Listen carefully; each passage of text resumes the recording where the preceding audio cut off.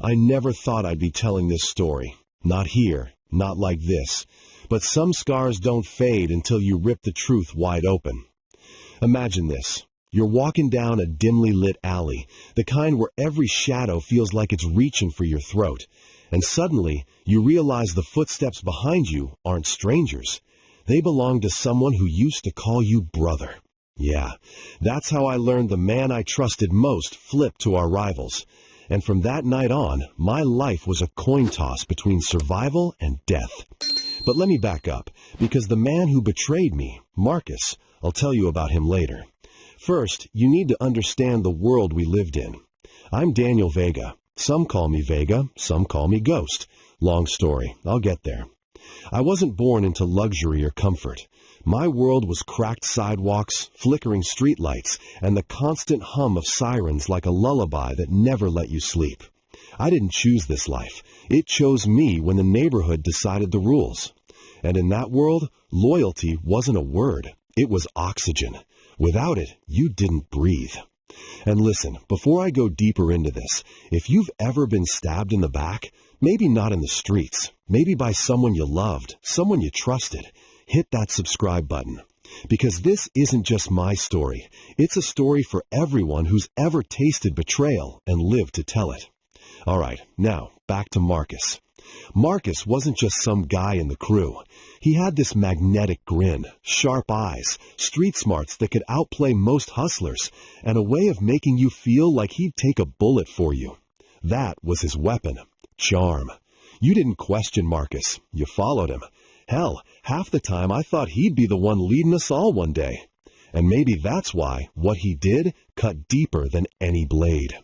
We ran our crew tight. We weren't the biggest, but we were disciplined. I had earned my spot as second in command under our leader, Raul, who was older, colder, and calculating. Raul was the kind of man who weighed loyalty heavier than gold. Cross him once, and you vanished. But Marcus? Raul trusted him almost as much as me. That's why none of us saw it coming. The first crack appeared the night of the warehouse job. We were supposed to move a shipment, nothing glamorous, just product that kept our rivals, the Iron Fangs, off balance. Everything went smooth until it didn't.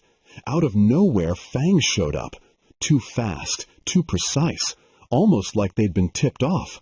We fought our way out, barely.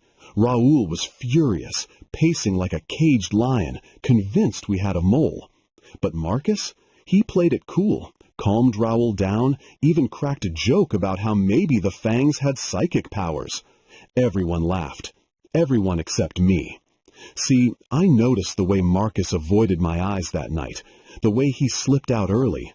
I told myself I was paranoid. He was my brother, right? Weeks passed. Little things started to stack up. Another job intercepted, a deal gone sideways. Always, somehow, Marcus came out clean, untouched, like he knew where the fire would burn before it lit. Raul started tightening the circle, cutting out anyone suspicious. And still, Marcus wore that same grin, that same slick confidence, like betrayal wasn't even in his vocabulary. Then came the night that nearly ended me. We had planned to hit one of the Fang stash houses, low risk, high reward.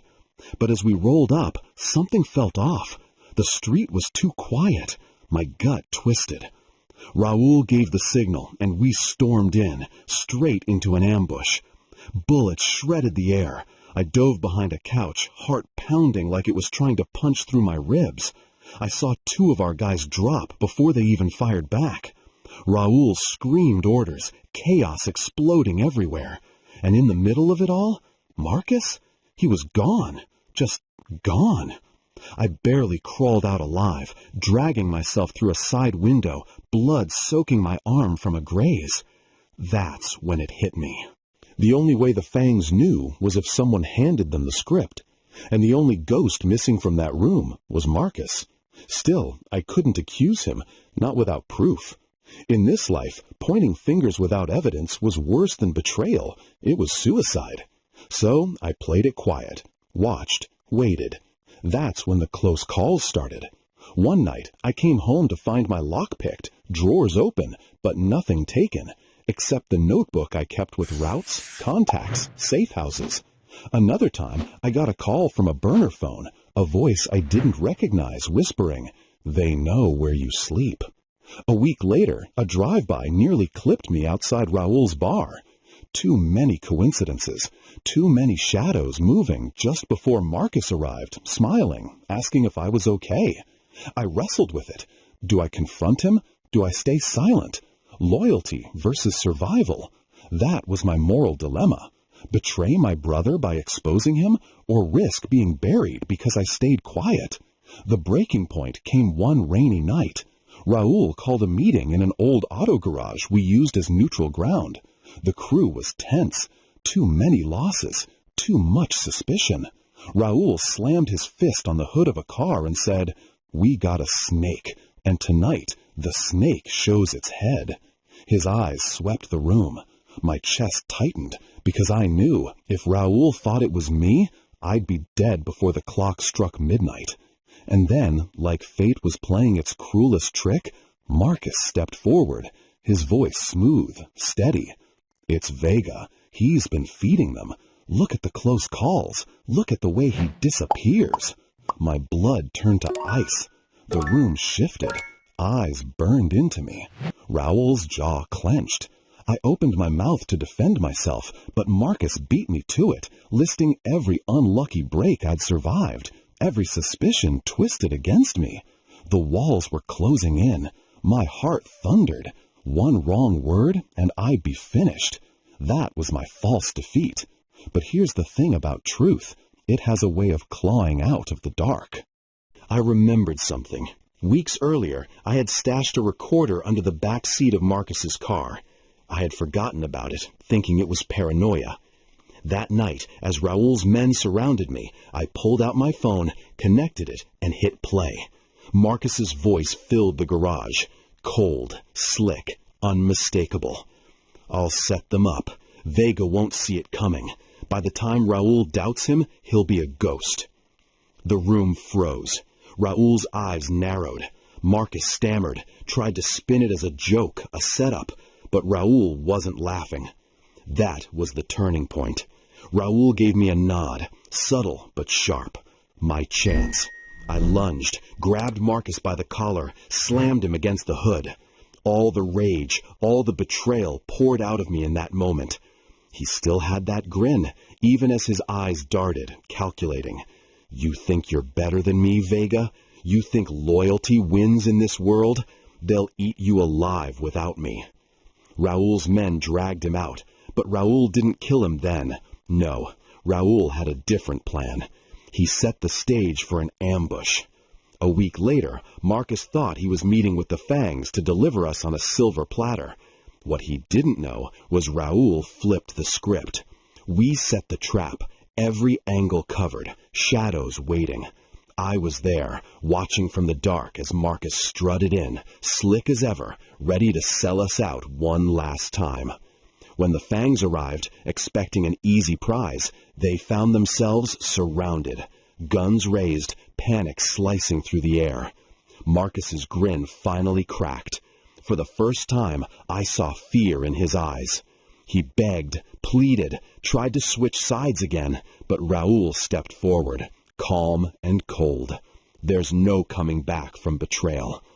The ambush exploded. Chaos, gunfire, screams. I won't paint you every detail. You can imagine how it ended.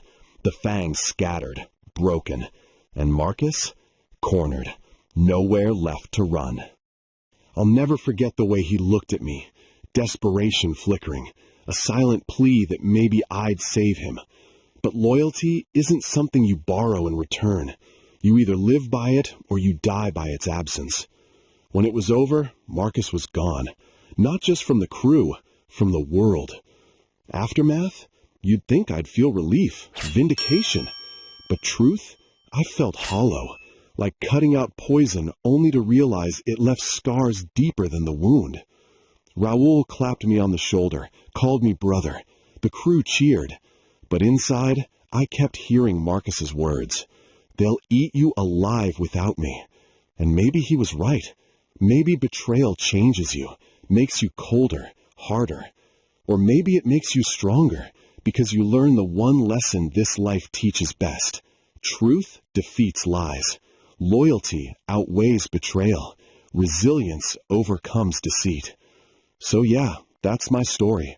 My name is Daniel Vega. I survived the kind of betrayal that kills most men. But don't mistake survival for peace, because every shadow I walk past, I still wonder if the next Marcus is waiting, grinning, ready to flip the script again. This story may be over, but the betrayals never stop.